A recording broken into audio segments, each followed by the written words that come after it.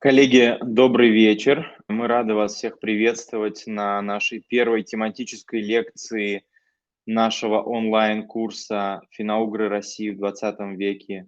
Язык, права человека, власть». Мы разработали такой комплексный онлайн-курс об истории финно-угорских народов России. И этот онлайн-курс будет состоять из двух тематических блоков. В нем будет историческая часть, где мы будем обсуждать какие-то конкретные процессы, преобразования, реформы XX века и то, как они повлияли на положение финно-угорских народов. И будет такая тематическая часть, когда мы посмотрим на демографию финно-угров, язык, социальную организацию через призму соответствующих дисциплин: демографии, социолингвистики, языковой политики и социологии. Тогда кратко о том, как мы будем сегодня работать. У нас будет сегодня лекция о коренизации в Удмуртии. Ее прочитает кандидат исторических наук Владимир Степанович Воронцов, старший научный сотрудник Института философии и права Уральского отделения Академии наук. После того, как Владимир Степанович завершит свою лекцию, мы, соответственно, перейдем к вопросам и комментариям. Мы будем их зачитывать, и Владимир Степанович будет на них отвечать, комментировать и так далее. Наверное, пару слов я бы сказал о том вообще, почему мы такую тему выбрали. Мне кажется, тема коренизации одна из таких, ну вот по моему субъективному представлению, одна из крайне важных и при этом недооцененных тем, которой как-то исторически мало внимания уделяется, особенно в части финно-угорских народов или национальных меньшинств России. И это очень амбициозная по своим целям программа, декларативным. При этом кажется, что на масштабах российских автономных областей, а затем республик, она скорее свой потенциал недореализовала. И несмотря на то, что цели ставились очень высокие, да, кажется, что потенциал этой программы не был полностью использован, и мы остались в таком как бы с некоторыми нереализованными ожиданиями в отношении этой программы. Ну, а о том, там, согласитесь вы с моим таким суждением или нет, уже, конечно, это личное дело каждого, и я думаю, что лекция Владимира Степановича Воронцова, она станет таким как бы толчком для дискуссии и для большой нашей рефлексии по поводу коренизации и ее реальных результатов в Удмуртии и в других национальных автономиях Российской Федерации. Спасибо, и я передаю слово Владимиру Степановичу для того, чтобы он начал свое выступление. Коллеги, добрый вечер. Прежде всего, я бы хотел сегодня в преддверии лекции почтить память Кузьмы Ивановича Куликова. Вы знаете, что 6 марта его не стало. Сегодня состоялась гражданская панихида. И, конечно же, это был очень сложный человек, многогранный человек. Но что очень важно, как мне кажется, это был, пожалуй, последний деятель удмуртского национального движения, который мог, не стесняясь, не боясь последствий, сказать то, что он думает. Но, к сожалению, таких людей очень мало. Таких людей очень мало. Нам бы побольше таких, и тогда я думаю, что многие бы проблемы, многие дела сдвинулись, в том числе те, которые мы будем рассматривать сегодня. Итак, коренизация в Удмуртии. Надо сказать, я сразу хочу оговориться, что я не занимаюсь темой коренизации, но я уже более 30 лет занимаюсь так называемым национальным вопросом, современными межнациональными отношениями, ну, по сути дела, с 1988 года. И поэтому, естественно, чтобы понимать, что происходит в современности, нужно знать историю, наиболее важные вехи истории развития страны, развития республики, развития народа или народов. Поэтому не судите строго, Я все-таки не специалист по коренизации, но тем не менее постараюсь осветить некоторые проблемы этого действительно очень интересного явления в истории Советского Союза, ну и в истории республик, национальных республик Советского Союза и Российской Федерации. И, Артем, вы совершенно правы, когда говорите, что сегодня несколько недооцененной остается вот эта проблема, недоизученной по большому счету. И это касается не только Удмуртии, но и других регионов страны. И если вы попытаетесь найти литературу по коренизации, то, я думаю, много серьезных трудов вы точно не найдете. Точно не найдете. Итак, как я уже сказал, более 30 лет занимаюсь национальным вопросом. И надо сказать, что 20 век был для истории страны, для истории мира очень непростым. И не случайно исследователи его называют веком коммунизма и веком национализма. Ну, перечислю только некоторые важнейшие факты этого трагического во многом века. Создание первого в мире социалистического государства, затем мировой системы социализма, СССР как сверхдержавы, впечатляющий экономический рывок Китайской Народной Республики. В общем-то, Советский Союз, вначале Советская Россия, стала действительно реальным конкурентом западному миру, капиталистическому миру. Другое дело, что эту конкуренцию Советский Союз не выдержал, но это уже другой вопрос, очень обширный, и его тоже можно обсуждать годами и часами, и месяцами, как говорится. Что касается века национализма, то здесь тоже стоит только вспомнить широкомасштабное национально-освободительное движение народов Азии, Африки, Латинской Америки, распад мировых империй, крушение колониальной системы мира, нарастание межгосударственных противоречий в современности. И все эти события, я имею в виду и век коммунизма, и век национализма, они оказали огромное влияние, не просто перекроили политическую карту мира, но и кардинально изменили весь ход развития человеческой цивилизации. Но, впрочем, драматические события начала 21 века, связанные с обострением межгосударственных противоречий, кризисом международного миропорядка, масштабными межэтническими, межконфессиональными противоречиями, конфликтами, свидетельствуют о новых распадах и воссозданиях государств уже в самом ближайшем будущем. И, видимо, популярная концепция, идея Сэмюэля Хантингтона о том, что 21 век – это век столкновения цивилизаций, будет отнюдь не только фигура речи. Ну и достаточно, опять же, вспомнить конец 20 века, события в Косово. Затем уже в 21 веке попытки получить национальную независимость Каталонии, Северной Ирландии. Такие поползновения были и со стороны Шотландии. События в современной Украине.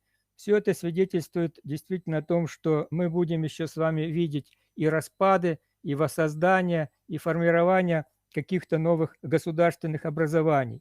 И надо сказать, что и как в 20 веке, так и в 21 век это противоречие двух очень важных прав, если хотите. Право нации на самоопределение, вплоть до отделения и создания суверенных национальных государств. И с другой стороны, суверенность государств и нерешимость их границ.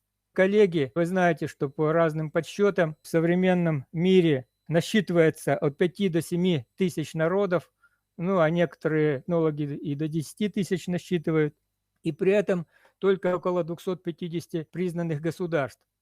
Ну и вы сами понимаете, если каждый народ захочет самоопределения и отделения от какого-то многоэтничного государства, то это дело закончится многочисленными конфликтами, тяжелыми конфликтами. Как показала практика, межнациональные конфликты, межнациональные войны являются одними из самых страшных войн, конфликтов.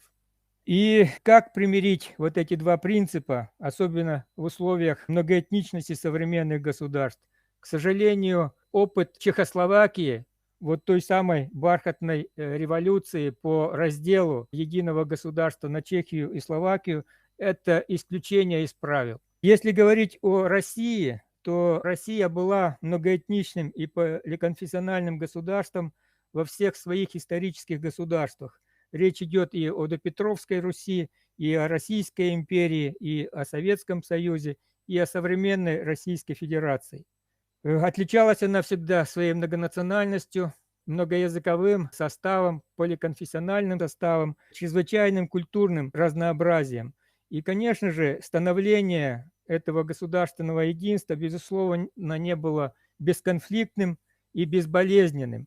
Ну, в мировой истории вообще нет примеров бесконфликтного формирования многоэтничных государств. Однако здесь я хочу как бы свою позицию сразу определить. Российский опыт построения такого многонационального государства оказался гораздо менее жестоким и кровавым, чем аналогичный опыт многих других многонациональных государств.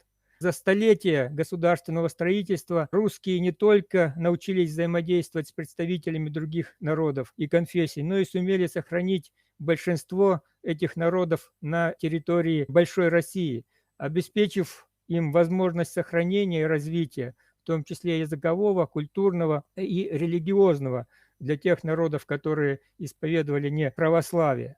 Каким образом это проводилось? Ну, здесь такая двоякая формула. Это инкорпорация, включение местных элит в правящий класс.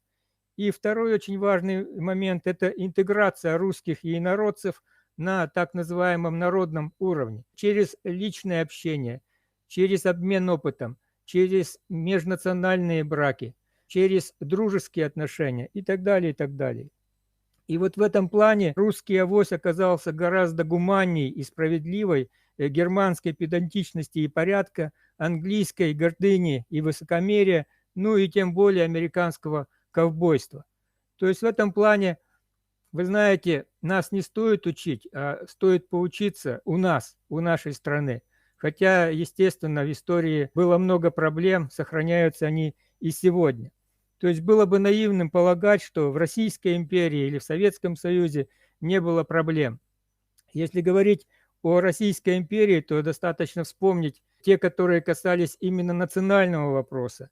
Еврейский вопрос, польский вопрос, финский, тюркский, ну и так далее. И все-таки, возвращаясь в историю, говоря о февральской революции, то действительно эта революция разбудила, сгенерировала огромную, страшную по своей разрушительной силе энергию, энергию масс.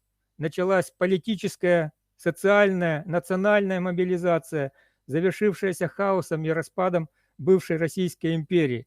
Это произошло уже через несколько месяцев, то есть к осени 1917 года. После Октябрьской революции или, как кому угодно, Октябрьского переворота, перед новым правительством встал целый ряд глобальных, масштабных вопросов. Как жить дальше? Каким образом решать наиболее насущные проблемы? В том числе вопрос войны и мира, крестьянский, рабочий, национальный, продовольственный и так далее, и так далее. То есть необходимо было возобновить, организовать жизнедеятельность народов бывшей империи. В общем-то, много писалось о деятельности Временного правительства по демократизации российского общества, но вы знаете, чем этот опыт закончился. Он закончился распадом большой страны. И во многом распад этот произошел из-за нерешаемых проблем, связанных с национальным вопросом. То есть и перед новым большевистским руководством, естественно, во всей красе эти проблемы все встали, и их надо было решать. И здесь надо сказать, что с момента образования первого советского правительства, вы знаете, что было сформировано министерство или народный комиссариат по делам национальностей.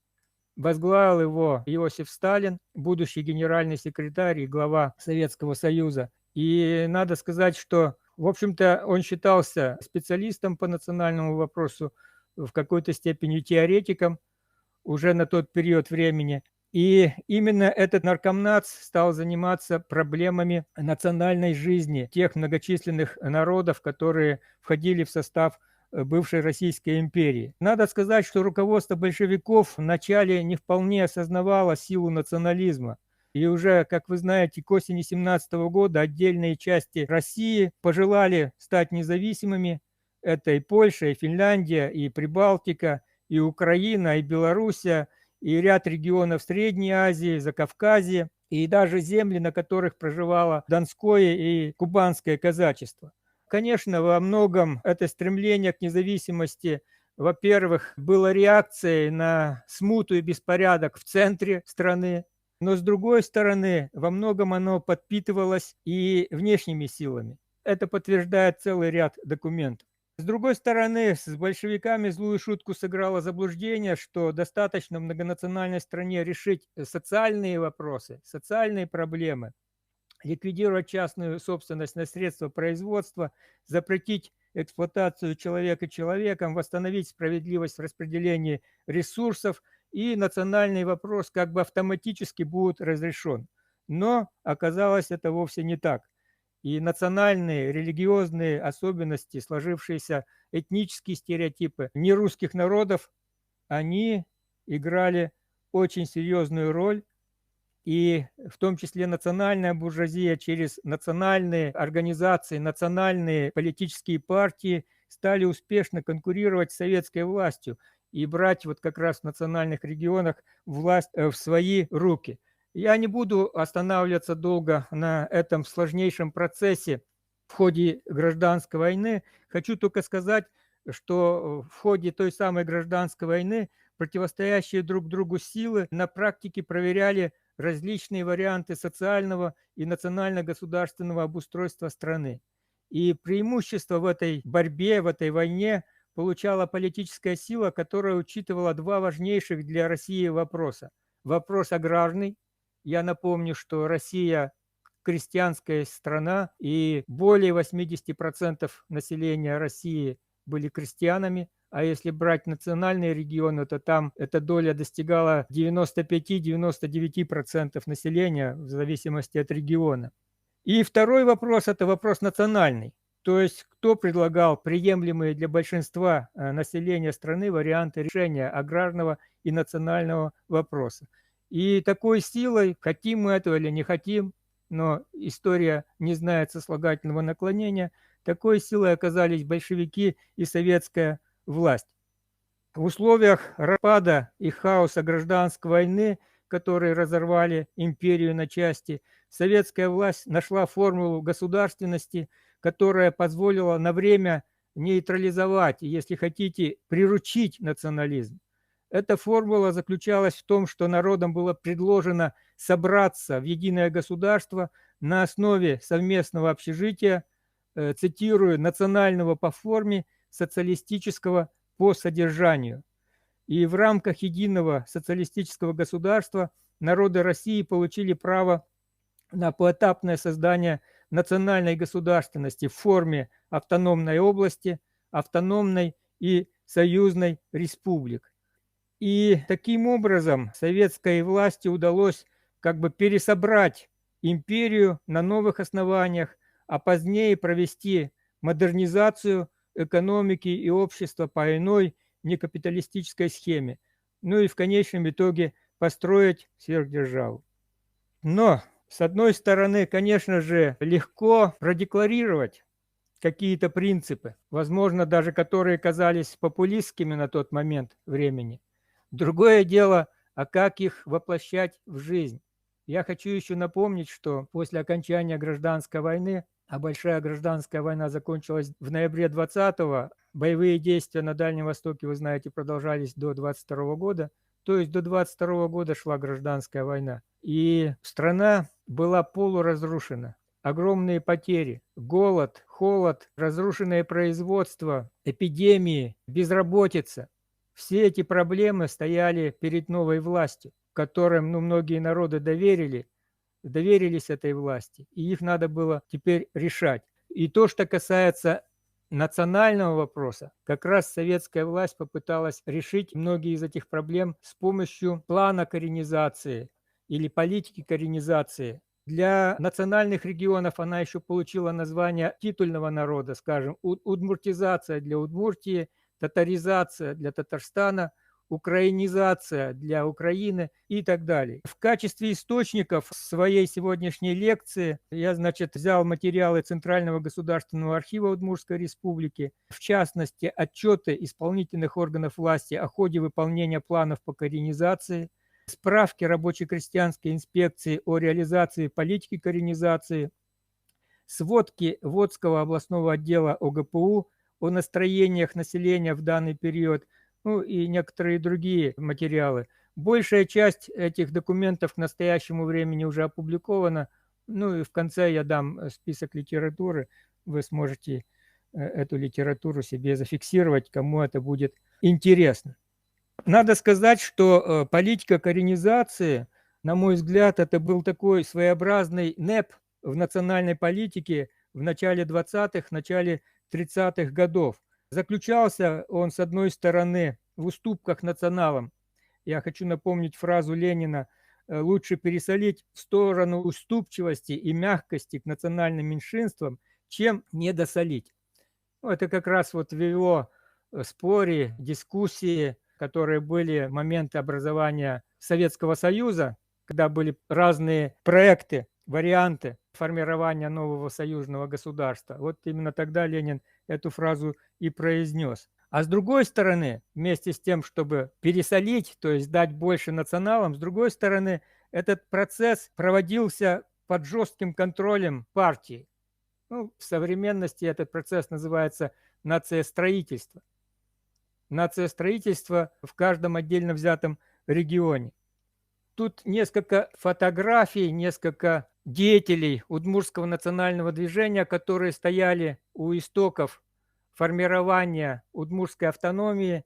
Это, конечно же, и Максим Прокопьев. К большому сожалению, тоже, на мой взгляд, это человек с очень большим потенциалом, но, к сожалению, слишком рано он погиб. И этот потенциал ему не удалось воплотить для развития родного для него удмуртского народа.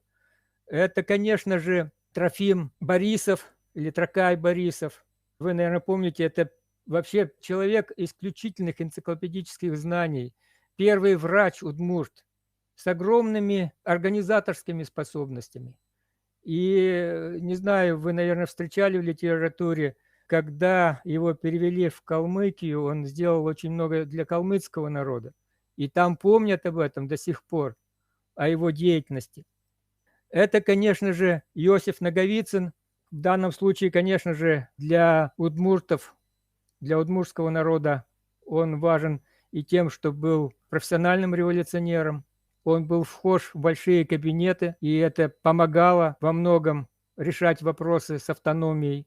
Ну и вы знаете, что эта фигура не просто уровня республиканского, но и российского масштаба. Он занимал высокие посты в правительстве РСФСР. Эти люди действительно оказали огромное влияние, сделали весьма много для формирования организации национальной автономии. Ну и, конечно же, Кузибай-Герд.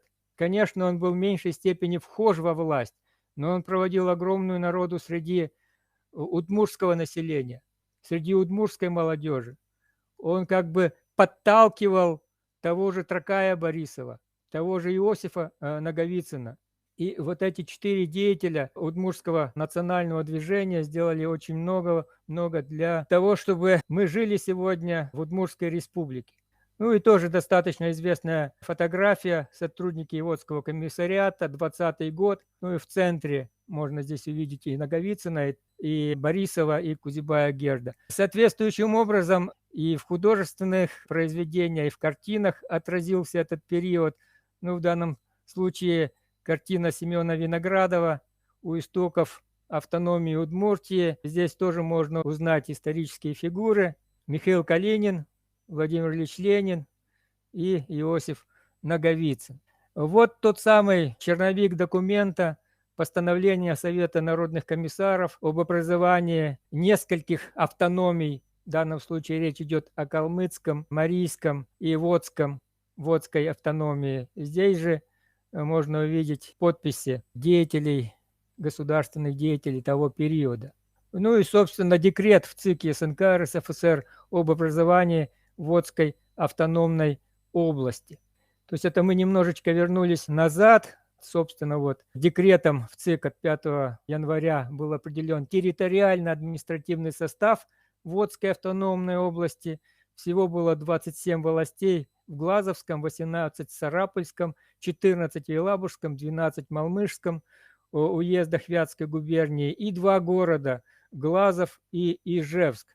Ну и обратите внимание, первоначально территория составляла удмуртской автономии 30,3 тысячи квадратных километров. В настоящее время чуть более 42 тысяч квадратных километров. В конце 20-х, 30-е годы Удмуртия приросла рядом территорий, в частности, Сарапульским, Воткинским, Киясовским районами и рядом других территорий. Ну и население области составило около 694 тысячи с копейками. В настоящее время, это по последней переписи, 1 миллион 452 тысячи человек. И на момент образования доля удмуртов в автономии составляла около 55%. Ну и обратите внимание, коллеги, сельское население составляло почти 92%, но среди удмуртского населения еще больше, где-то около 96%. Административным центром области стал город Глазов. Здесь надо сказать, и я еще на этом остановлюсь, Сарапул не вошел в состав автономии из-за отрицательной позиции руководства Сарапульского уезда. Ну а если говорить о Ижевске, то это был рабочий поселок, хотя по численности огромный, но он фактически на 90 с лишним процентов был русскоязычным городом. Итак, политика коренизации. Коренизация предполагала, с одной стороны, введение делопроизводства во всех организациях на национальных языках, а с другой – привлечение в органы власти, управления и суда представителей местного населения, знакомых с языком, с традицией, бытом местного населения. Ну и, как я уже говорил, для Удмуртии – удмурты прежде всего, для Татарстана – татары, для Белоруссии – белорусы и так далее. При этом предполагалось, что русскоязычные партийные и советские кадры, работающие в национальных республиках, должны в кратчайшие сроки освоить язык местного населения.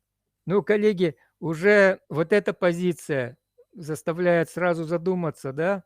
Даже в современных условиях, при том, что далеко вперед появились и новые методики, и новые технологии изучения языка, и разного рода самоучители, и в интернете, и без интернета, и как хотите. Но на тот период времени, конечно же, ничего такого не было. На экране вы можете увидеть вот этот план коренизации и что необходимо было сделать. Помимо власти, необходимо было, естественно, развить и укрепить действующий на родном языке суд, администрацию, органы хозяйства. Необходимо было развивать прессу, школу, театр, клубное дело и проводить культурно-просветительские мероприятия на родных языках, развивать широкую сеть, открывать широкую сеть курсов, школ, профессионально-технические какие-то учреждения образования на родных языках. Ну и, естественно, готовить квалифицированные кадры рабочих, готовить национальную интеллигенцию. То есть вы видите, насколько масштабной была эта программа или этот план. И, по сути дела, он должен был затронуть все слои населения. Неважно, это через власть, через образование, через культуру. Тем не менее, так или иначе, население национальных территорий втягивалось в этот процесс. Надо сказать, что реализация политики коренизации в различных регионах СССР и РСФСР имела как общие, так и специфические черты и во многом зависела от целого ряда факторов. Но я перечислю только основные из них. Это этнический состав населения и доля титульного народа в составе этой автономии. Понятно, если там, скажем, большая часть титульного населения была в регионе, там 70-80%, 90%, понятно, что политика коренизации гораздо более легче проходила, без меньшего сопротивления со стороны русскоязычного населения. Второй важный момент – это наличие в прошлом опыта государственности. Это значит, что у народа есть слой управленцев, пускай этот слой управленца из другого государственного строя, но тем не менее, такие люди есть. Здесь же надо отметить и наличие слоя национальной интеллигенции, что очень важно, потому что организовать культурные процессы, процессы, связанные с образовательной деятельностью, с развитием прессы, литературы, театра на национальном языке, во многом зависело, есть эти люди или их только надо было еще выращивать. Ну и, конечно же, важный элемент, нельзя забывать о таком факторе, это сложившиеся в регионе межнациональные отношения. В данном случае, наверное, можно еще отметить еще один фактор. Это фактор наличия в республике авторитетной, многочисленной коммунистической партии, подчеркну, авторитетной, многочисленной, относительно единой. Вопрос еще заключается, насколько представлено в коммунистической партии на уровне региона представлены представители титульного народа. Ну, для Удмуртии это удмурты. Это тоже крайне важно, чтобы проводить политику именно во власти, в управлении регионом. И здесь, конечно же, ситуация была крайне непростой. Начинаем с первого фактора. Удмурты, хотя и составляли этническое большинство, около 55%, но тем не менее они проживали в сельской местности. Среди городских жителей было минимальное число удмуртов. И, естественно, уже в этом была сложность. Второй важный момент – наличие в прошлом опыта государственности. У удмуртов такого опыта не было. Более того, опять вспоминаю Кузьму Ивановича Куликова, в одной из своих работ он отмечал, что в отличие от национальных элит крупных этнических групп, ну, таких, например, как грузины, украинцы, армяне и ряд других, удмуртская элита, а ее, собственно, в XIX веке-то особо-то и не было. Не было инкорпорировано, в отличие от этих народов, в элиту Российской империи, в российское дворянство. То есть вот этот слой отсутствовал напрочь у удмуртов, ну, так же, как и у большинства других финно-угорских народов. Еще один важный момент – это наличие слоя национальной интеллигенции. Вы тоже прекрасно знаете, я вам не открою секрета, что этот слой был крайне малочисленный. Я не могу вам назвать точной цифры, ее просто нету, но людей с высшим образованием среди удмуртов, ну, было, как говорится, по пальцам пересчитать. Что касается межэтнических отношений и внутрипартийных отношений на уровне удмуртской автономии, противоречия, обусловленные национальным и социальным составом населения, проявились уже на этапе создания водской автономии. Я уже говорил, что удмурты проживали в основном в сельской местности, где основным языком общения был удмуртский язык. Занималось оно преимущественно сельским хозяйством, имело очень низкий уровень грамотности. В городах, в свою очередь, доля удмуртов была совсем небольшой. Там проживало русское фабрично-заводское население, русские служащие, слой интеллигенции небольшой. Ну вот что касается фабрично-заводского населения, да, и служащих, то относились они к удмуртам, которые были незнакомы с городской культурой, были малограмотными, плохо знали русский язык, относились пренебрежительно и свысока, со сформированными к тому времени негативными этническими стереотипами. Ну что уж там говорить, коллеги, если с момента Мултанского процесса прошло всего каких-то 25 лет. И понятно, что были живы очевидцы вот этих событий, вот этого шабаша, который был раскручен в том числе в тогдашних дореволюционных средствах массовой информации.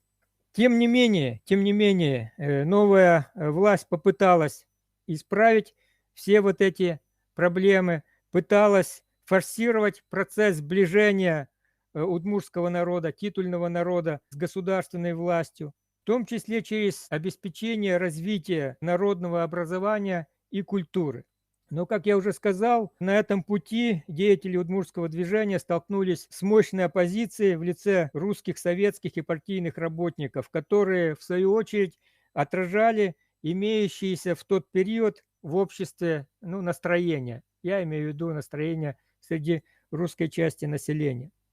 Если удмуртское население в большинстве своем поддерживало создание удмуртской автономии, то среди русской части не только городского, но и сельского населения имелось отрицательное отношение. Ну вот приведу некоторые выдержки из документов. Удмурты, как Наговицын и другие, хотели быть головками, вот и выдумали создать вот область, не спрашивая об этом русского мужика. Еще одна выдержка. Если где-нибудь в отделе находятся работники из Ватяков, то очень часто слышно таковые речи. Ишь, слепая мышь, забрался и распоряжается.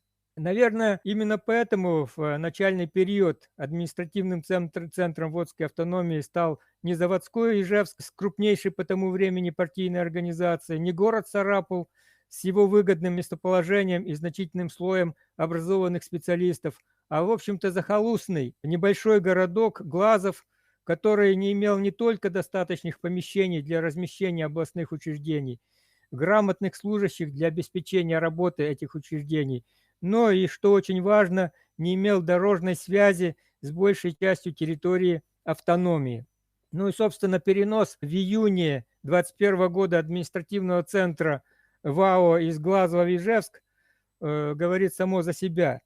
С одной стороны, руководство ВАО понадеялось, что здесь будет лучше и с помещением, и с образованным слоем управленцев в Ижевске, но на деле это привело к серьезным разногласиям между русскими и удмуртскими партийными и советскими работниками. И дело дошло до того, что в конфликт должен был вмешаться ЦК РКПБ, и в этот период было много жалоб, и в ответ на эти жалобы приезжают многочисленные комиссии из Москвы.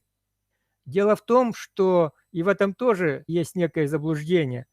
Удмуртские лидеры, в частности Трофим Борисов, считали, что в национальной области во власти должны быть широко представлены представители удмуртов. Ну, раз автономия удмуртов, то и руководить автономией должны в своем большинстве удмурты. Вот приведу вам информационную сводку Водской областной ЧК за ноябрь 2021 года. Во главе почти всего советского аппарата в области стоят русские. Это объясняется тем, что водская нация еще слишком темна, отстала. Водское же население рассуждает, для чего тогда Водская область, если ею правят русские. Ну и тот же Борисов должен был реагировать на такую позицию удмуртского населения. Позиция лидера удмуртских коммунистов Трофима Борисова, который выступил с тезисами о привлечении ватяков к партийному и советскому строительству, была расценена как мелкобуржуазная и националистическая. Он был исключен из партии, и только после того, как часть русских партийных руководителей была переведена в другие регионы, а сам Трофим Борисов переведен в Калмыкию, конфликт на уровне областной партийной организации удалось несколько погасить. Поэтому я вам это рассказал для того, чтобы вы понимали, насколько была сложная ситуация в самих партийных и советских органах.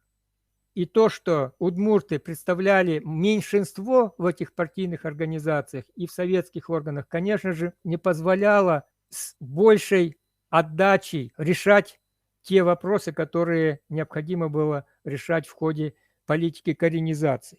Тем не менее, этапным для Удмуртии стал и для России стал, в данном случае мы уже остановимся на Удмуртии, 5-й съезд Советов Водской автономной области. Он состоялся в декабре 23 года.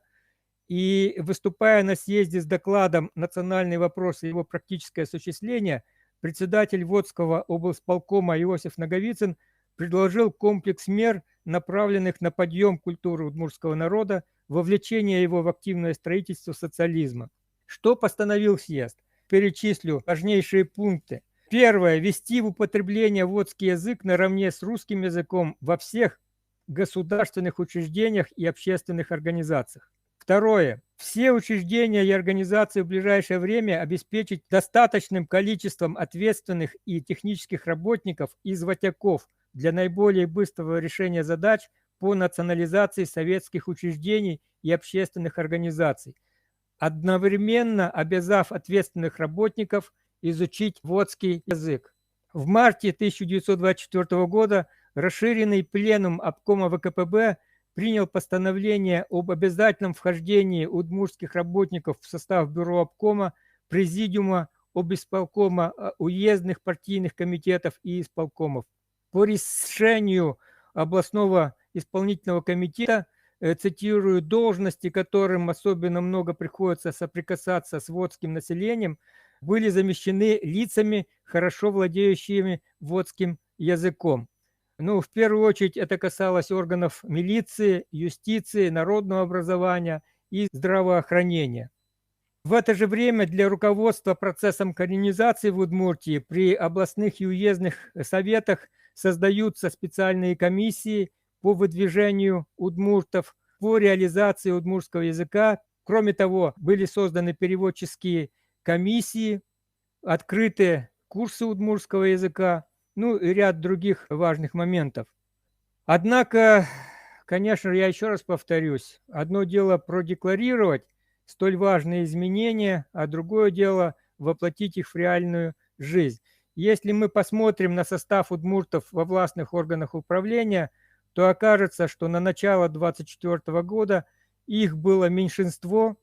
Так, открыл я вам табличку. Их было меньшинство и в областных, и в уездных, и в аппарате волостных исполкомов. Ну, обратите внимание, в областных учреждениях наименьшая доля, около 14%. В Ижевском уезде тоже не намного больше, да, мы смотрим около 20%. Ну, поболее, конечно, в волостных исполкомах, то есть в сельской местности, около 45%. Обратите внимание, как ситуация изменилась за 2 года. На первый взгляд, доля удмуртов в учреждениях Водской автономной области выросла не столь значительно, да, в целом до 33%, то есть каждый третий теперь был удмурт в этих органах власти. Но посмотрите на абсолютные цифры. Здесь достаточно серьезное увеличение, а вы понимаете, что каждого такого человека, такого руководителя нужно было подготовить, найти его.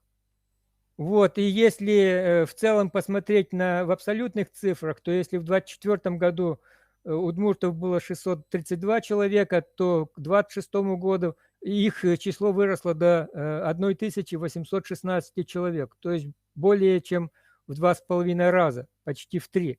То есть в этом плане, пускай не очень быстро, но тем не менее мы видим с вами, что изменения происходили. В 24-25 годах в районах с преимущественно удмуртским населением были сделаны попытки перехода на удмуртское делопроизводство. Это, в частности, было сделано в 7 волостях Можгинского уезда, в 3 волостях Ижевского уезда и в 3 волостях Глазовского уезда.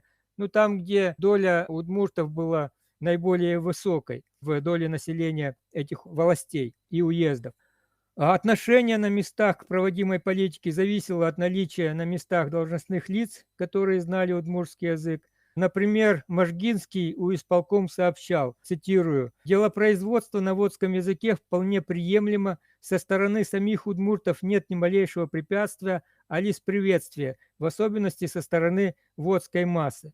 Вместе с тем, отношение к коренизации в области было неоднозначным, что, собственно, и следовало ожидать. Комиссия по изучению опыта реализации национальной политики на местах, побывав в Удмуртии в 2024 году, отметила случаи проявления великодержавного шовинизма.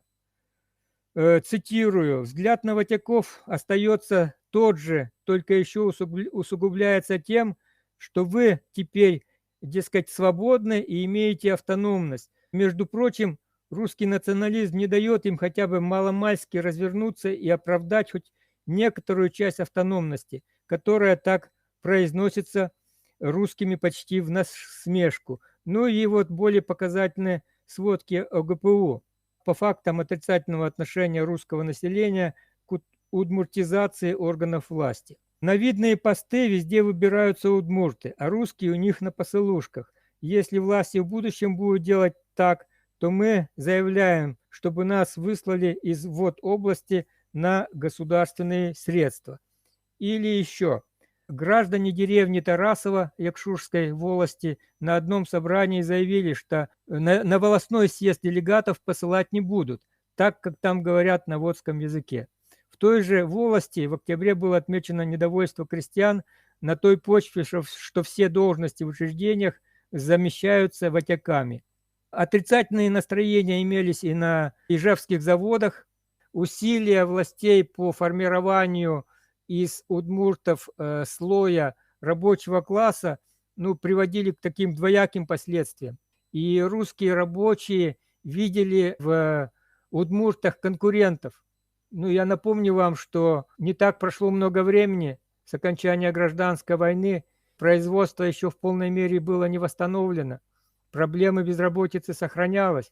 Поэтому, конечно же, и вопросы конкуренции, они стояли очень остро. Нежелание вызывало и у русских рабочих и то, что их в некоторых случаях заставляли изучать удмуртский язык. Естественно, что для них это было на тот период времени просто неприемлемо. И, по сути дела, никакой мотивации для этого не было, да, и условия фактически создавались минимальные. Приведу тоже из справки рабочей крестьянской инспекции, высказывания рабочих. «Прокормлюсь без удмуртского языка, не хочу изучать удмуртский язык, он мне не нужен», и так далее. С другой стороны, были негативные проявления и заявления со стороны отдельных представителей удмуртского народа. Например, при перевыборах Якшурского потребительского общества представитель ячейки при вопросе, на каком языке делать доклад, заявил следующее: если раньше 30 ватяков слушали одного русского, то теперь пусть послушает 30 русских одного ватяка. То есть далеко не идеальны были межэтнические отношения в этот период. И вне всякого сомнения на эти отношения повлияли и социально-экономическое положение населения того периода, и отсутствие опыта взаимного общения между русскими и удмуртами, учитывая, что удмурты ранее проживали в сельской местности, и такие контакты прямые случались не так часто, как это стало уже в 20-е и 30-е годы. То есть проблемы были. Что касается подготовки удмуртов-управленцев, то едва ли не самым серьезным препятствием для привлечения удмуртов в управленческой деятельности являлся низкий уровень их образования, профессиональной подготовки, политической грамотности. И для решения этой проблемы использовались не только поиски по всей стране грамотных удмуртов, то есть были попытки их нахождения и командировки в область, но и попытки обучения, первоочередной подготовки кадров из числа удмуртов. Еще в феврале 2020 года была открыта Сарапульская партийная школа для подготовки партийных и советских работников, в том числе из работников удмуртов. В 20-е годы функционировали областная, уездная и городские советские партийные школы. Тоже такие данные приведу. В 25-26 году окончили совпартшколы 207 человек. Из них 39% удмурты. В 26-27 учебном году из 349 человек, выпускников этих школ, 44% были удмуртами. То есть в этом плане, конечно же, велась работа по подготовке, и это далеко не все, что делалось в плане подготовки удмуртов, управленцев. Еще сейчас приведу еще некоторые данные. Это численность и национальный состав предприятий ВАО, учреждений и предприятий. То есть в данном случае речь шла и о учреждениях образования, культуры, каких-то промышленных предприятий, а не только слоя управленцев. И здесь тоже мы можем увидеть, что, конечно же, удмурты составляли меньшинство, и более-менее приемлемая доля их была в сельской местности около 40%. В целом же по области примерно каждый четвертый представитель удмуртского народа входил в персонал учреждений и предприятий Водской автономной области. И обратите внимание на знание удмуртского языка среди русских и представителей других национальностей. Здесь прежде всего речь идет о татарах. Что касается Ижевска, то здесь не очень высокое знание мы видим, да, среди русских чуть более процента, среди татар и представителей других национальностей чуть более 2%, около 3%. Но если говорить об уездных городах и сельской местности, то здесь мы видим, что достаточно высокая доля представителей не удмуртов владели удмуртским языком. Надо сказать, что это гораздо выше доля, чем в настоящее время. В частности, по переписи 2010 года или по переписи 2020 года. Естественно, такая подготовка проводилась и через обучение в техникумах. Обратите внимание, как раз то, что касается обучения в техникумах, то здесь, как правило, большинство обучающихся были удмуртами по национальности. Ну вот, за исключением Парзинского сельскохозяйственного техникума, где русских была достаточно большая доля, Асановского сельскохозяйственного и землеустроительного техникума. То, что касается педагогики, медицины, то здесь абсолютное большинство мы видим обучающихся были удмурты по национальной принадлежности. Коренизация системы образования, как я уже отметил, состояла в преимущественном приеме удмуртов в учебные заведения, частичном преподавании удмуртского языка, преподавании истории удмуртского народа, этнографии удмуртов. И именно выпускники этих учебных заведений составили первый отряд советской удмуртской интеллигенции.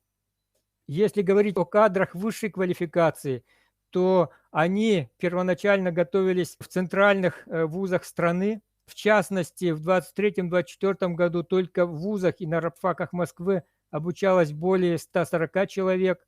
Понятно, что не все они были удмурты, были представители других национальностей. Здесь доля удмуртов не указана, но указана такая доля в 1926 году.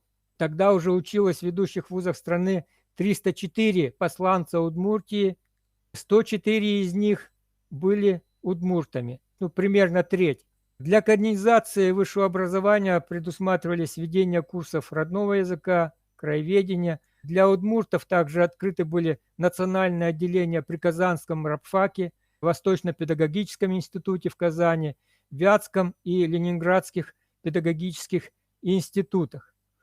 Руководство области, в общем-то, понимало, что во многом механическое решение национального вопроса, коренизации, простое замещение русских работников удмуртскими может серьезно подорвать межнациональные отношения в негативном плане, обострить эти отношения, о чем я уже выше говорил. И по мнению секретаря Водского обкома ВКПБ Егорова, нужно было, цитирую, продолжить дальнейшее выдвижение удмуртов в наши административные и хозяйственные аппараты. В то же время мы должны создавать необходимую сеть курсов для обучения удмуртскому языку тех служащих, которые пожелают его изучать, если хотят остаться дальше работать на своих должностях. Только при такой комбинированной системе мы сможем рассчитывать примерно через 1,5-2 года на полный переход к водскому делопроизводству. Еще, конечно же, я еще раз подчеркну, что во многом эти планы были неосуществимы объективно, да и субъективно. Тем не менее, такие грандиозные, масштабные задачи ставились. И понятно, что полностью перейти на удмуртское делопроизводство было нереально. Тем не менее, предпринятые меры по коренизации госаппарата дали некоторые положительные результаты. Доля удмуртов в составе управленческих органов власти выросла. Динамику я немножечко показал по периоду с 26 по 28 год. Но я бы хотел обратить внимание еще и на такие важные моменты, которые связаны с изменением политики коренизации и в целом в национальном вопросе. Но прежде подведу такие небольшие итоги. В начале 30-х годов доля работников удмуртов составляла в среднем 34% в областном аппарате и 58% в районном аппарате управления. То есть на самом деле действительно были достигнуты довольно серьезные положительные изменения в этом плане, хотя, конечно же, что касается города, областных организаций, эта доля была ниже, чем доля удмуртов в регионе. Но тем не менее, понятно, что она была выше, чем доля удмуртов в городах на тот период времени. Что касается языка, перехода на двуязычие, широкого использования удмуртского языка, то здесь сложность состояла не только в нежелании части населения, в части управленческого аппарата в изучении этого языка. Сложность состояла и в неготовности самого языка выполнять функции государственного. Это неразработанность грамматики и отсутствие необходимой терминологии, и наличие нескольких диалектов в удмуртском языке, и зачаточное состояние научного, юридического, общественно-политического, функциональных стилей в языке. Здесь же надо отметить недооценку сложившейся практики функционирования языков. Я еще раз подчеркну, что город был фактически на 100% русскоязычным. И такова была реальность. Ну и, как я уже отметил, надо здесь указать на отсутствие мотивации, нежелание русских работников изучать удмуртский язык. То есть, в принципе, многие из проблем, которые характерны для конца 20-х, начала 30-х годов в плане широкой представленности удмуртского языка, они характерны и для конца, были для конца 20 века, да и для сегодняшнего времени тоже. Также надо сказать, что усилия по коренизации совпали с чисткой советского аппарата в 28-29 годах, развернувшейся борьбой против так называемого удмуртского кулачества. Здесь можно вспомнить известное знаменитое Лударвайское дело. И идеологов кулачества, как их называли, среди национальной интеллигенции, которая в конечном итоге вылилась в тоже очень известное сфабрикованное политическое дело, дело Софин, что приводило и к росту антиудмуртских настроений в обществе, ну и, конечно же, к серьезному удару по национальной интеллигенции, серьезному удару по слою управленцев из числа удмуртов. Некоторые исследователи считают, что политика или кампания по коренизации госаппарата в 20-е, начале 30-х годов в регионах полностью провалилась, и причину этого провала они видят, процитирую, в сталинской политике централизации власти, возврате общества к имперско-деспотическим структурам, не допускавшим даже половинчатого решения такого вопроса, как привлечение инородцев к управлению делами своего государства. Однако, на мой взгляд, в реальности все было гораздо сложнее, и столь масштабные изменения, проводившиеся в стране и в регионах, при том состоянии общества, при тех имеющихся ресурсах, тех внешних и внутренних вызовах, которые стояли перед страной, в принципе, не могли полностью реализоваться. Как известно, существенные изменения в национальной политике советского государства начинаются ближе к середине 30-х годов, и часто эти изменения связывают с речью Сталина на 17-м съезде ВКПБ. В своем докладе генеральный секретарь дал понять своим соратникам, что, увлекшись борьбой с великодержавным шовинизмом, партия забыла о втором важном уклоне в партии, в местном национализме, который, цитирую, расцвел махровым цветом в ряде республик. И главную опасность представляет тот уклон, против которого перестали бороться и которому дали таким образом разрастись до государственной опасности.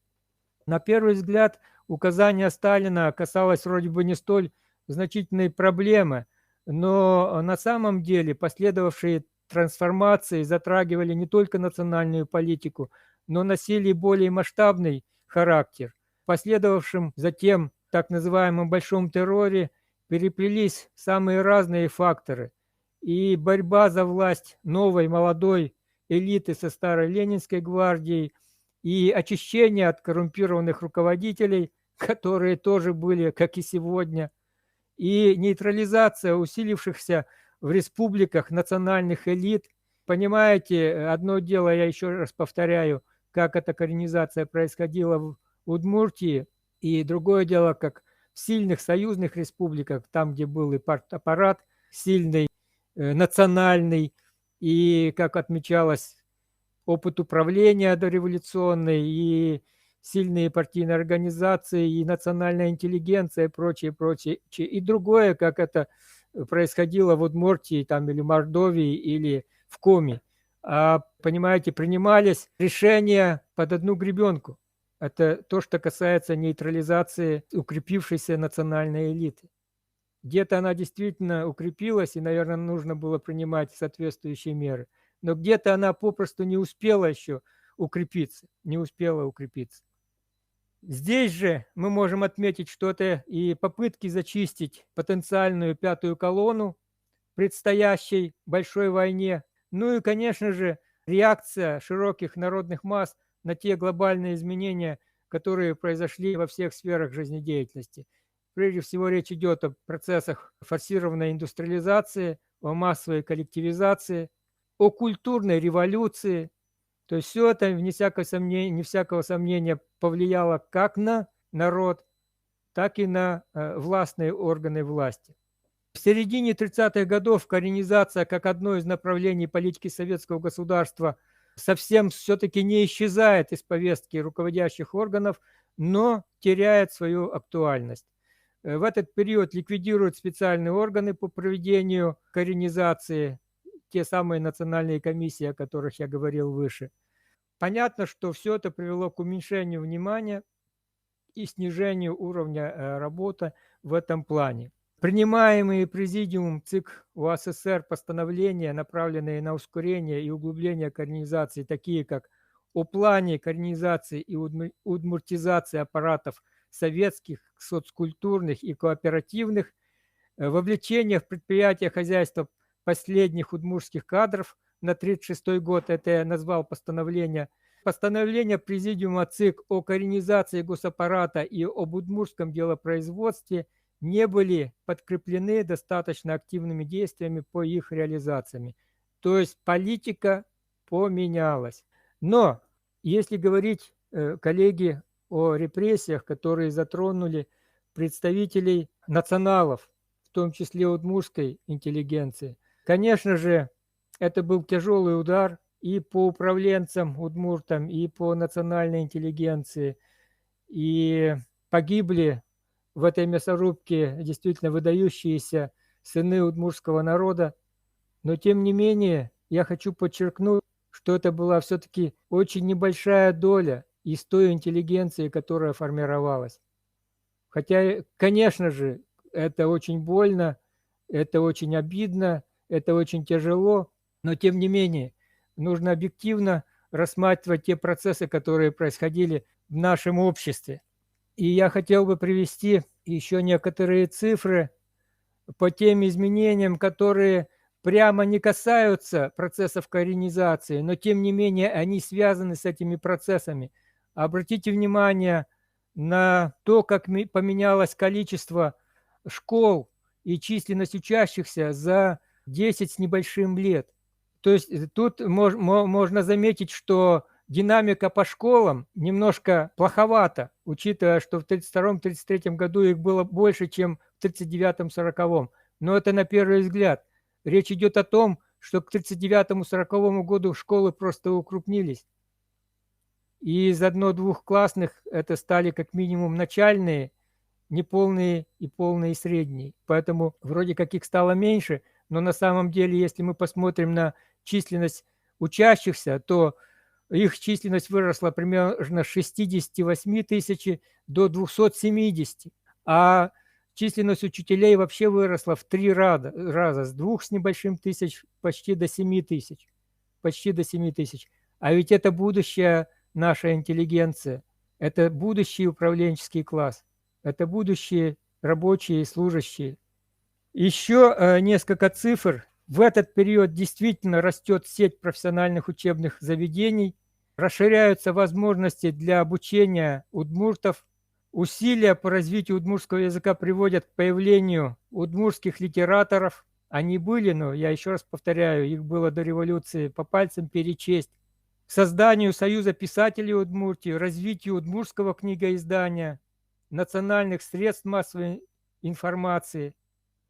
В этот период происходит становление театрального и художественного искусства Удмуртии. По динамике еще техникумов и высших учебных заведений не могу не назвать с 28 года, когда было зафиксировано 11 техникумов и обучалось 1655 человек. Численность техникумов выросла до 31 в 1938 году, то есть почти в 3 раза, а численность обучающихся до 8093 человек. Ну, иногда, вы помните, в Советском Союзе сравнивали статистические данные по образованию, здравоохранению, прочие показатели с 2013 годом. Я могу тоже с 2013 годом. Так вот, в 2013 году на территории Удмуртии функционировало 3 техникума, обучалось в них 342 человека. И если кто-то мне скажет, что это не огромное достижение за столь непродолжительный период времени, то этот человек будет необъективен. Что касается студентов высших учебных заведений, то вы знаете, что до революции у нас не было институтов. Первые вузы были организованы в 1931-1933 годах. В частности, в 1931 году был образован Удмуртский государственный педагогический институт, который впоследствии трансформировался в Удмуртский госуниверситет. В 1933 году был образован Ижевский медицинский институт. Я хочу подчеркнуть, что это единственный медицинский институт в финно-угорских республиках России. И когда он создавался как раз для подготовки врачей из числа финно-угров в том числе. Я хочу вам напомнить, что в 1931 году был создан комплексный научно-исследовательский институт имени десятилетия Удмуртской автономной области, то есть нынешний Институт истории, языка и литературы Уральского отделения Российской академии наук. Сформировался в 1931 году и первый профессиональный удмуртский театр, то есть, естественно, были и до того драм-кружки, но профессиональный Удмуртский театр в 1931 году сформировался. Тогда же УДГ книга была преобразована в Удмуртское государственное издательство УДГИЗ. То есть все это происходит в период коренизации.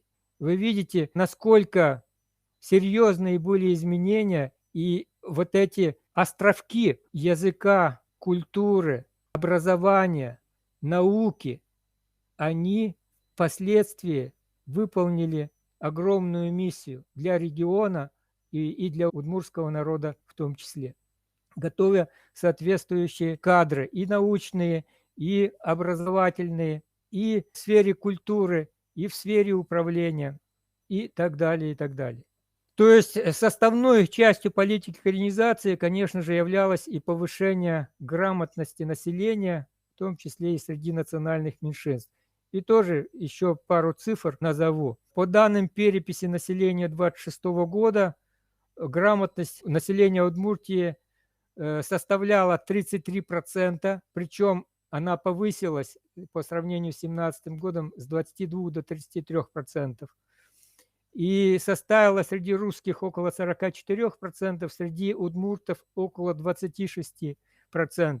К середине 30-х годов грамотность среди всего населения УАССР составила около 86%, среди удмуртов около 84%. Ну, понятно, что для многих эта грамотность заключалась в умении читать по слогам. Это касалось, конечно же, взрослого, пожилого населения. Тем не менее, задача была решена очень важная. Я не буду останавливаться, но все-таки назову пару цифр по поводу коренизации рабочего класса, удмуртизации рабочего класса. Как уже отмечалось, до революции фактически удмуртов среди рабочих не было, если они были, то единицы. ЦК партии поставила задачу к концу первого пятилетнего плана такую планку среди рабочих Удмуртии, не менее 20% должны составлять удмурты. Ну, естественно, местные органы власти тут же повысили эту планку до 25%. До 25%, что, естественно, было нереально в тот период времени. Тем не менее, если в 1928 году удельный вес удмуртов среди рабочих составил 4%, то к 1933 году их удельный вес составил чуть более 10%. то есть примерно каждый 10-й удмурт был среди рабочих. Вот. Еще один важный момент – это доля городского населения. Если в 26 году численность городского населения составляла чуть более 127 тысяч человек или 12,5%, то по переписи 1939 года она увеличилась в 2,5 раза до 320 тысяч человек или 26%.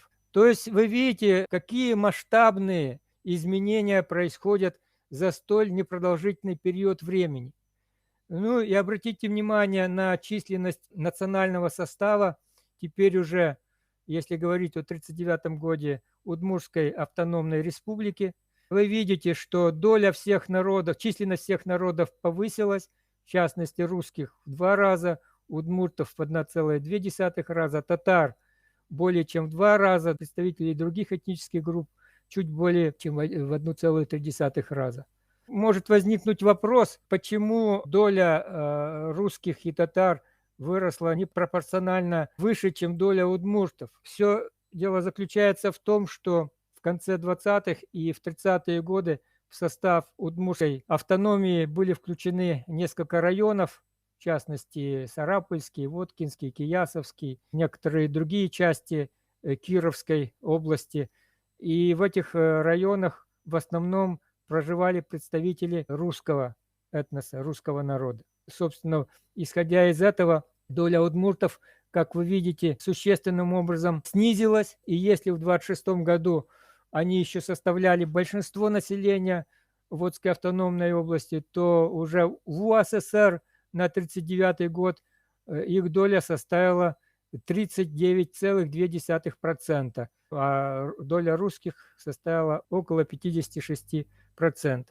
Ну и в заключение, если говорить и подытоживать советскую национальную политику в этот период, то хочу отметить, что советской национальной политике были присущи двойственность и противоречивость, зачастую разрыв между ожидаемыми и практическими результатами, но в то же время положительная деятельность советского государства в национальной сфере действительно тоже была, и она претворила в жизнь право многих народов на определенные формы национальной государственности, обеспечила подготовку квалифицированных национальных кадров, в том числе управленцев, способствовала развитию образования на родных национальных языках, созданию профессиональной художественной культуры.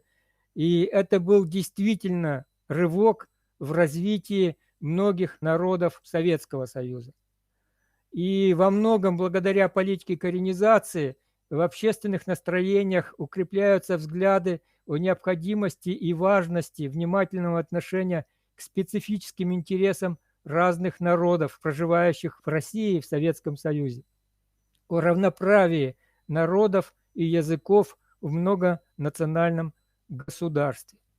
Вот, коллеги, примерно так. Если будут какие-то вопросы, пожалуйста. Спасибо, Владимир Степанович. Я вижу вопрос, значит, такой. Какие конкретные годы считаются периодом коренизации?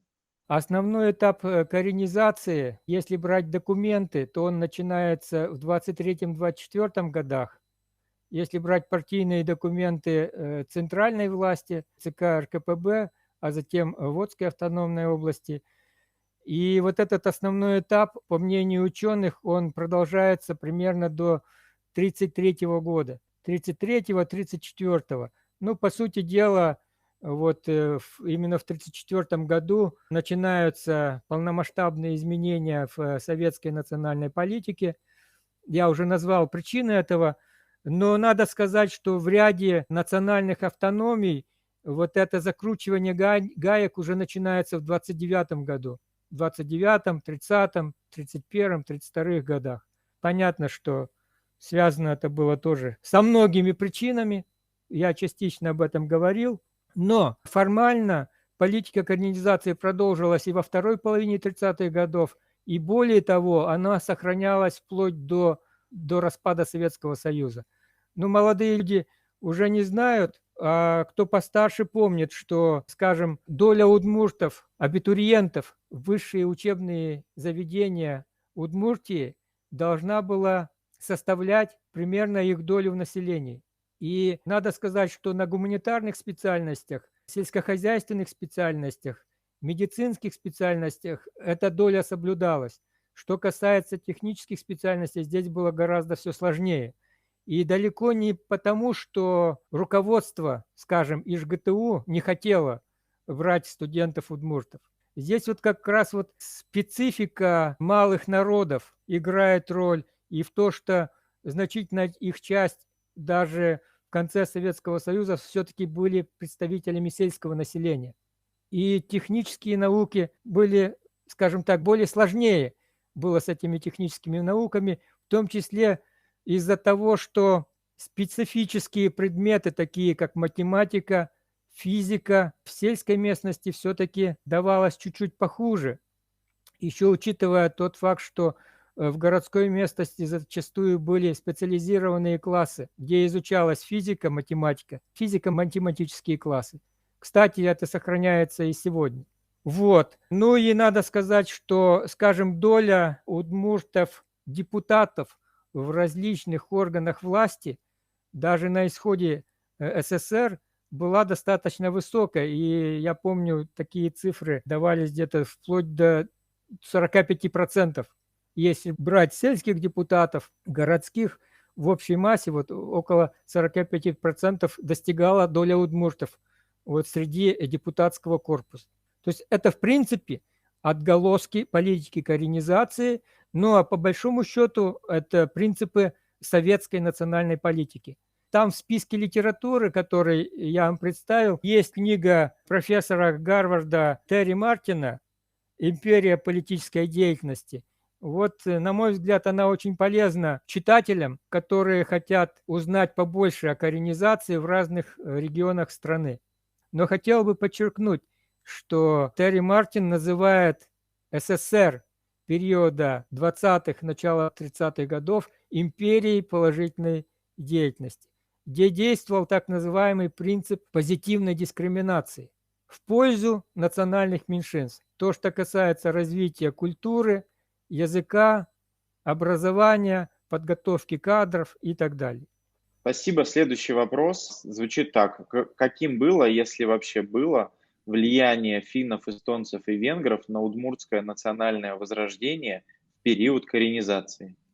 Вы знаете, это влияние, если и было, то оно было опосредовано через отдельных деятелей удмуртского или шире финно-угорской интеллигенции. Ну, в частности, на того же Кузибая Герда достаточно большое влияние имели финские ученые. Но если говорить в целом о периоде коренизации, конечно же, к этому времени уже, если и не был железный занавес, то во всяком случае были уже ограничены возможности прямых контактов между финно-угорской интеллигенцией и учеными, и в целом интеллигенцией зарубежных стран. Тем более, что во многом эти контакты зависели от межгосударственных отношений между Советским Союзом, ну и вот правительствами этих государств.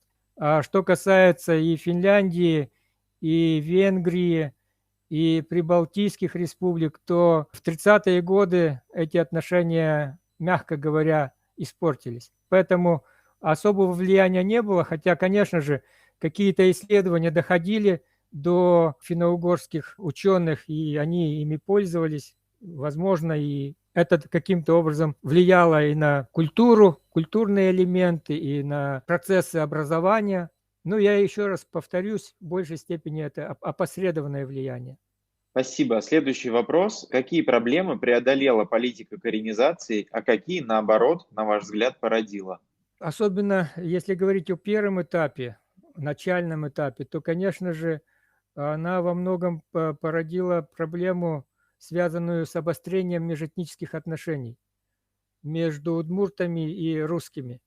И понятно, что вот в этом конфликте удмурт выходит из сельской местности, конечно, он был в неравном положении. Понимаете, представляете, когда, особенно это касается политики коренизации рабочих, удмуртизации рабочего класса. Вообще для удмурта, сельского жителя, который привык к к открытым просторам, к полю, к лесу, к пению птиц, попасть в заводской цех. Это сродни аду, понимаете? Только не знаешь, где тебе что прилетит. И вот этот шум, грохот, дым. В современных условиях далеко не все люди вообще могут работать на заводских предприятиях. А в то время, вы можете себе представить, при этом не было жилья толком. А если были общежития, то там, по сути дела, ограниченное количество мест. Плохое питание, низкие зарплаты, исходя из того, что они были профессионально еще не подготовлены. Низкая квалификация, поэтому понятно, что и заработная плата чрезвычайно низкая. То есть в этом плане, конечно же, вот этот некий страх перед городом, он потом сохранялся еще какой-то период времени для сельских удмуртов. Понятно, что попытки, опять же, удмуртизации госаппарата, они были исполнены только частично. И из-за субъективных и объективных причин на тот период времени исполнить это было невозможно. Как, собственно говоря, и сегодня это сделать невозможно. Хотя понятно, что сейчас подобной политики нет и в помине, и я думаю, ее и не будет. Я имею в виду политику коренизации. И, наверное, для нынешнего этапа исторического развития это и не следует делать. Но то, что касается вот, образования, то, что касается культуры, то здесь, я думаю, все-таки сделан был большой рывок в развитии. И здесь умалять значение этих изменений, конечно, не стоит. Ну, понятно, что весьма прискорбны репрессии. Они усиливали страх, который был и до революции, перед чиновничьей фуражкой, условно говоря. И вот эти репрессии, гибель очень известных и очень популярных для удмуртов людей, они усилили такой негативный фактор, то, что называется не высовываться, не показывать себя лишний раз. Понимаете?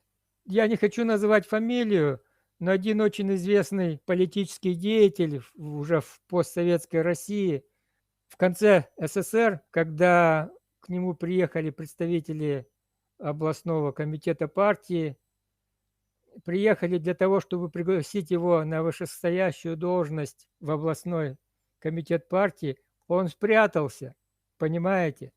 Вот этот страх, на мой взгляд, он сохранился и до сегодняшнего дня. Повинна ли в этом политика коренизации? Нет, я считаю, что не повинна, но повинны репрессии.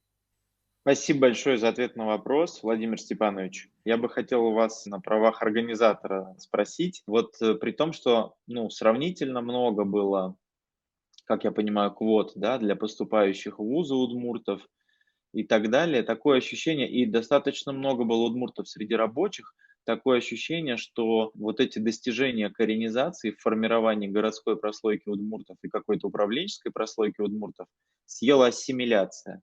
То есть буквально первое же поколение городских удмуртов как бы перестает быть удмуртами, превращается в русских советских граждан и так далее. И поэтому как бы некое вот это достижение не закрепляется, и городская прослойка не формируется. Так, у меня вот такое сложилось впечатление. Я думаю, что причина такая.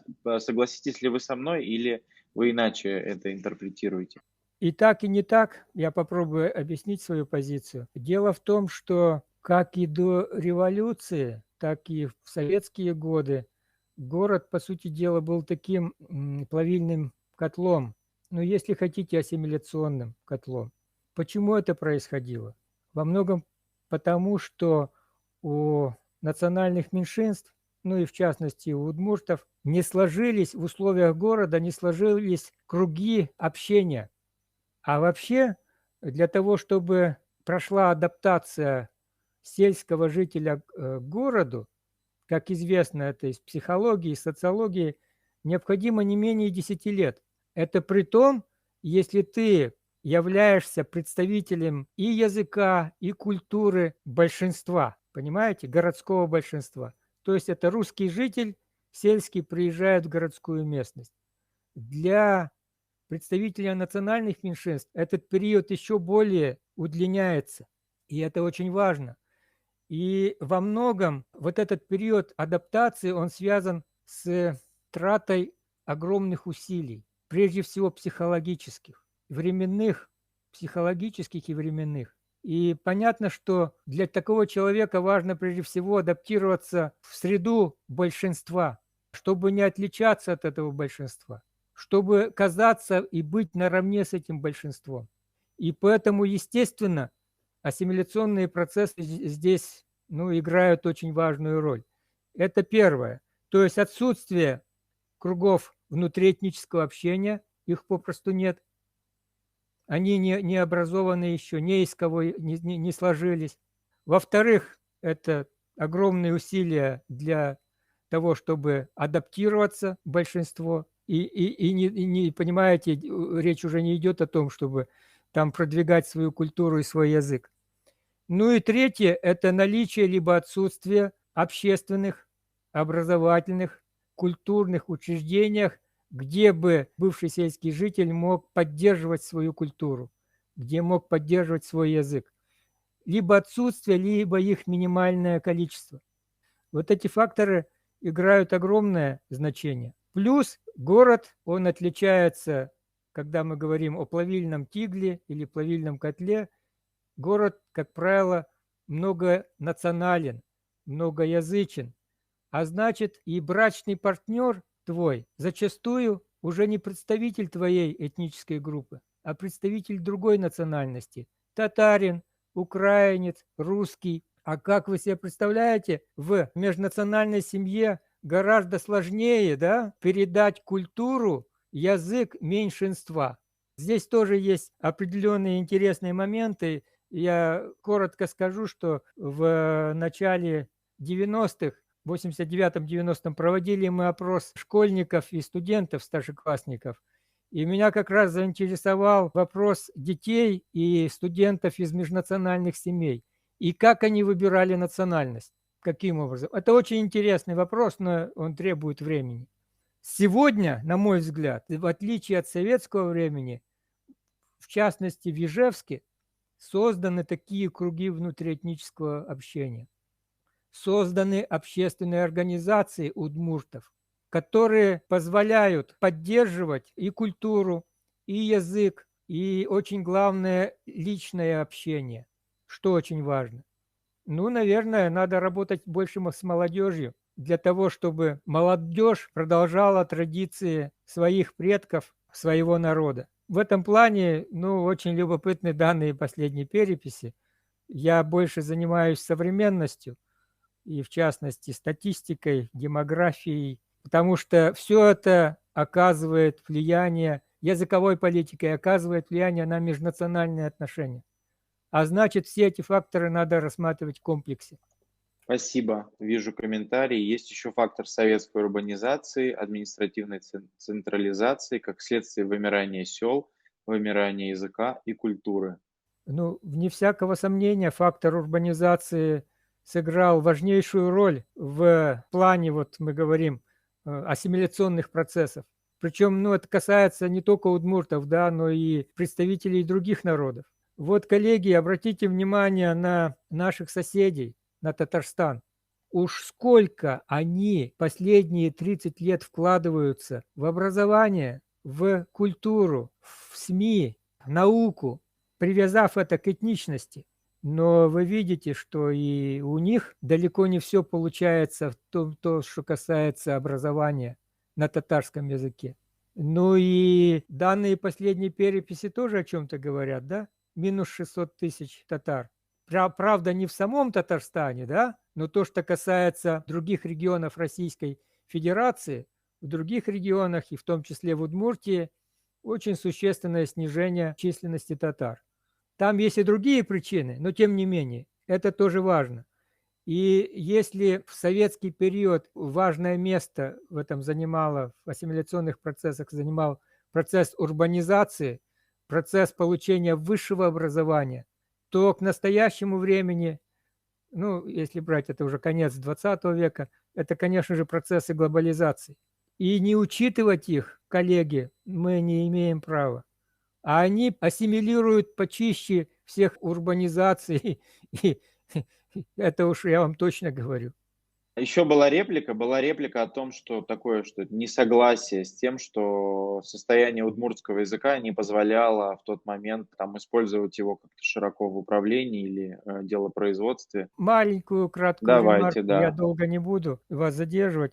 Я не лингвист, но я немножечко изучал языковую политику на разных этапах и советской власти, и в современности. Коллеги, что значит позволял, если до середины 30-х годов, по сути дела, не было единого литературного языка? Пускай меня поправят языковеды, но южные и северные удмурты друг друга плохо понимали еще в 60-е годы. Понимаете? А если речь вести о политической, юридической терминологии, научной терминологии, ну о чем мы говорим?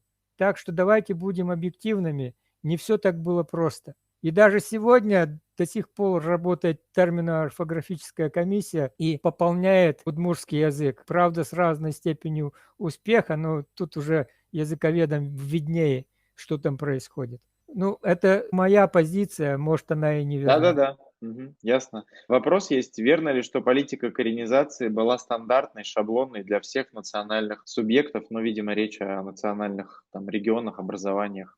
Да, по сути дела, постановление было одно, и задачи были поставлены одинаковые.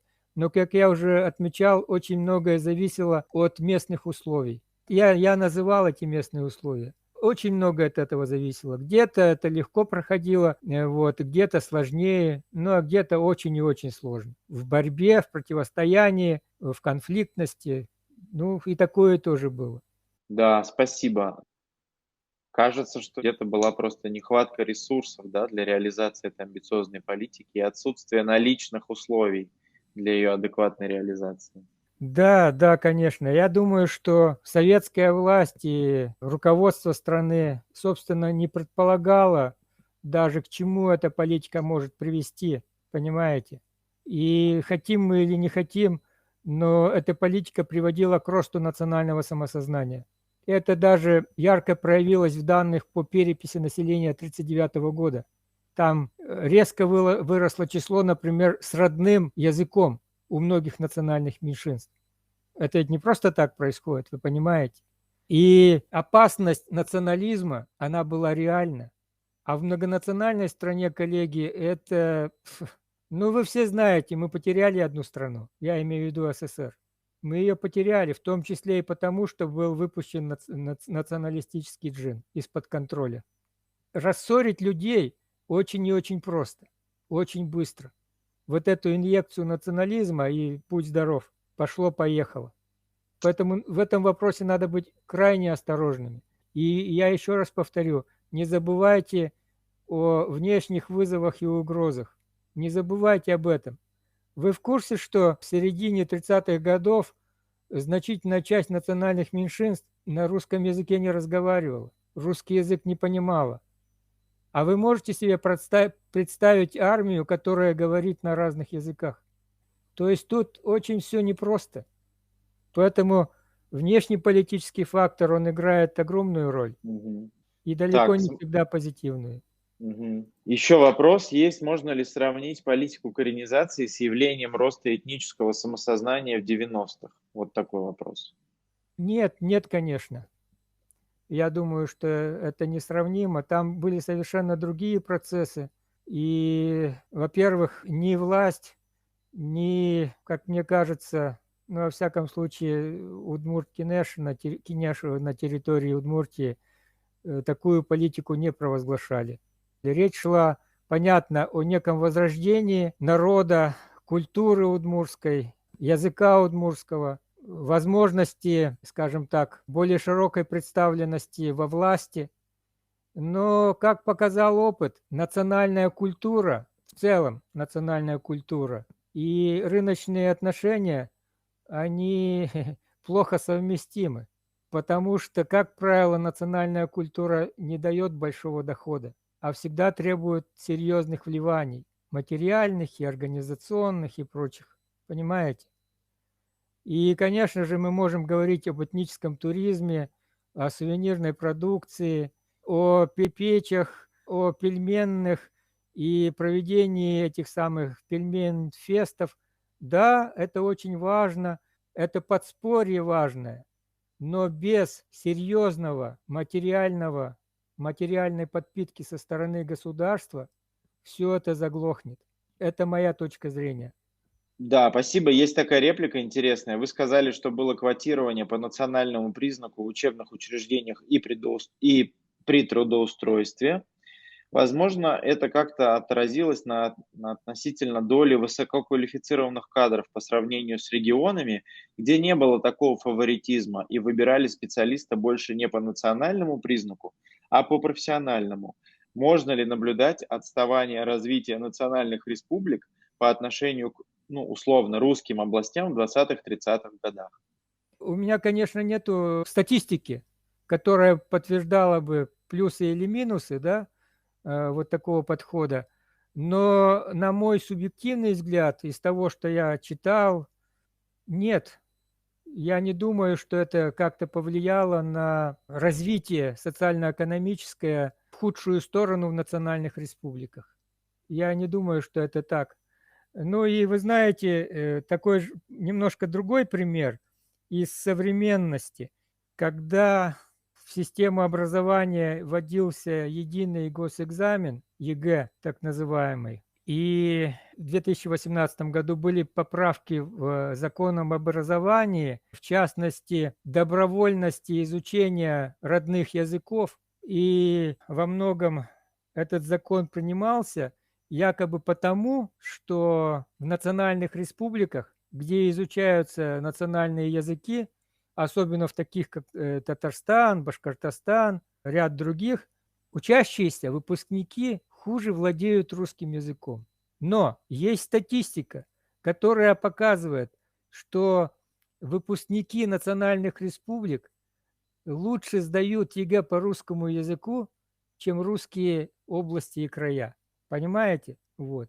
То есть использование политики коренизации в 20-е, начале 30-х годов, ну, может быть, первоначально и были какие-то отрицательные моменты, но после того, как те же удмурты или те же татары или те же коми входили в курс дела, получали соответствующее профессиональное образование, естественно, они хуже не были, чем там русские или представители других народов.